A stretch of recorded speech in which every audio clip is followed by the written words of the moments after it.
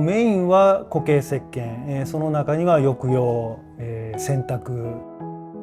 台所用の液体であるとか洗濯の液体とか粉石鹸、それとあとボディーソープ、シャンプー、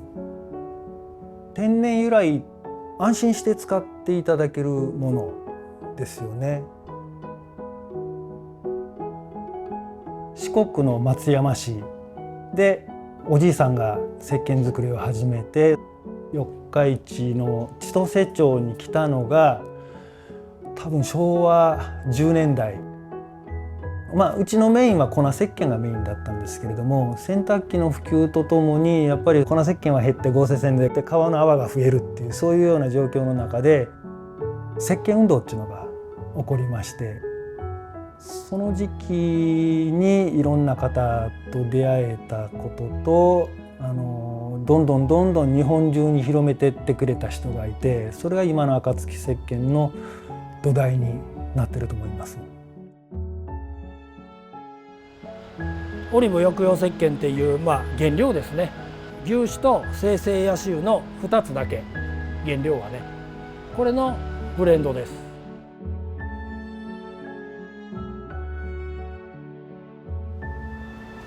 2日間釜の中で寝てもらいます。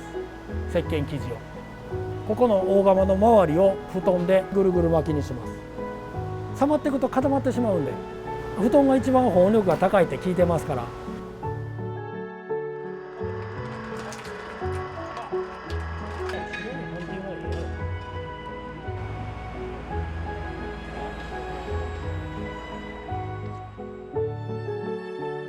うちの最大の特徴っていうのが枠練りっていう石鹸の作り方がございまして、いわばこれ石鹸の空気抜きなんです。人の力加減、適度の力で練っていくんで、石鹸がちっちゃくなってもドロッとしないのが最大の特徴。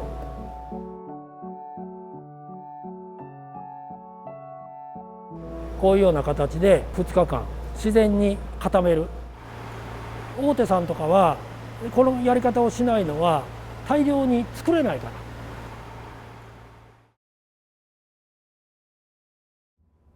体に染みついてるんですね、もうその製造のスタイルが。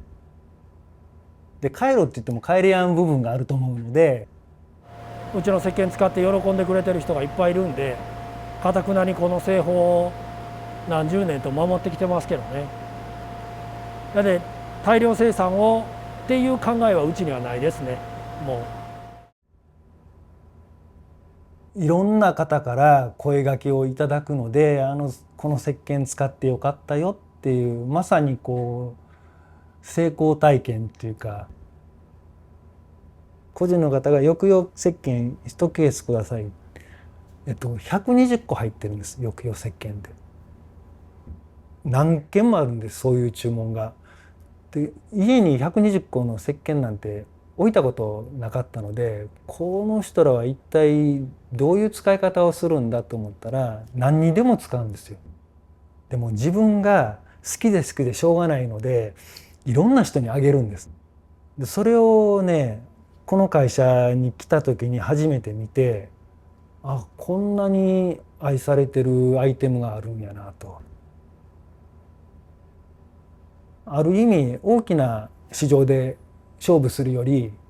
勝算が高いのかなっていう。めちゃくちゃ綺麗に混じっとるよ。これはもうこのままちゃんと置いておいていいですね。ちょっと離してもらったらちゃんと置いて。私の場合は学校卒業してから、金融の会社勤めたんですけれども、いつか帰ってくるっていうのをおぼろげに思ってました。で、結婚する際には嫁には家継ぐことはないよっていうふうに言って結婚しました。向こうの実家の両親も泣かしましたし、嫁も泣かしました。今も経理でしっかりやってくれてるので、ある程度時間が解決してくれたのかなっていう。これは喋ってていいことなんかなんかこんなこと。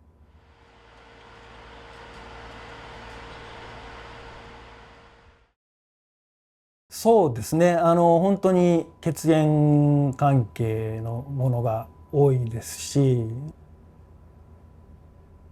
うちの姉なんかも幼稚園の先生してたんですね。私よりも先にこの会社へ戻ってきて。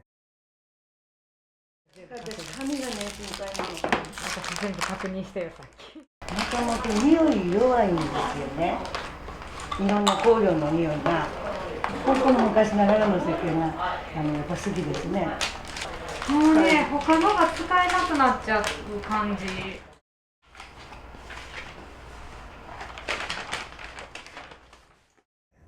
で窯の上の2人ですね、いとこの息子が2人いるんですけど、お兄ちゃんの方はもう転がり込んできてそのまま修行という形でやってるうちに石鹸の作り方身について転職みたいなことになってますよね。弟の方もこれガス屋に行ってたんですけれども、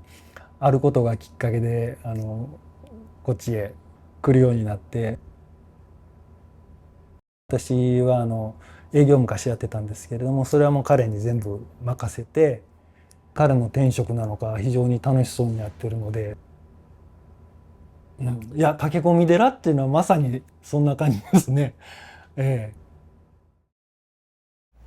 一番うちで若い子なんですけど、まあこの工程全部この子に任せてあるんで、職人技ですね。いや、僕はからっきしこれはやったことがなく、もう入った時から任せております。でその中にやっぱりこう他から入ってきたコーラも違和感なく入ってきてるので、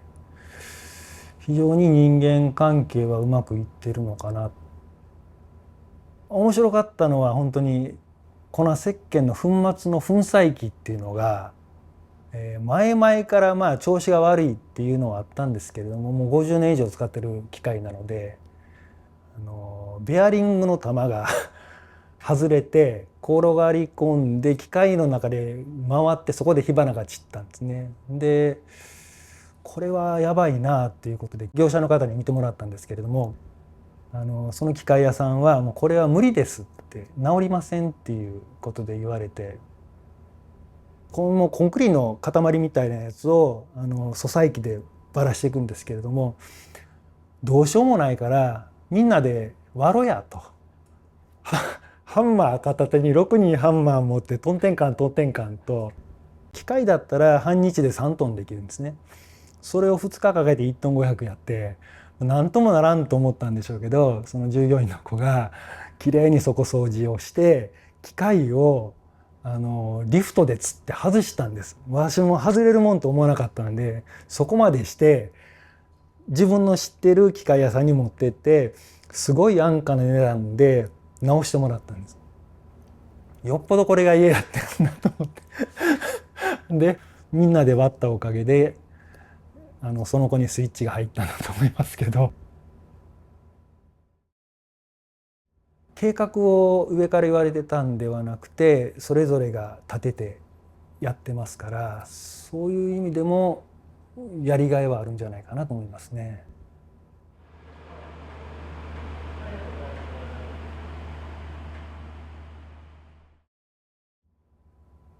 50年60年作り続けているものですから、経験感は非常に大事だと思いますし、でこれから新しく作っていくものに関してはやっぱりいろんな検証が必要でしょうし、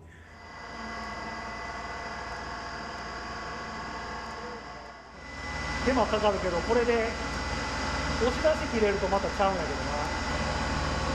な。あれ食器用どう取れる？食器用と感覚が一緒。食器用と感覚一緒。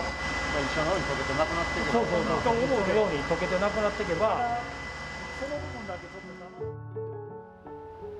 と独自の石鹸を作れないかっていうオファーが結構来るんです。まあお客様の要望にお応えしようという経営理念を持ってますもんで、やっぱりそこにちょっと暁石鹸らしさを出す、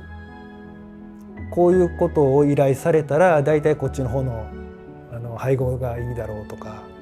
その辺はもう体に染みついてきてるのでやっぱりねこちらが安心して使ってくださいって自信を持って提供して相手さんが使ってよかったっていうふうに思ってもらえるとそこでやっぱり信頼感っていうのが生まれると思うのでそれの積み重ねですよね。こういうやり方で今までこの会社は成り立ってきたんだなっていうのを少なくとも踏襲してもらってそれからまた新しいやり方を考えていくような、そんな会社になっていってほしいなと思いますね。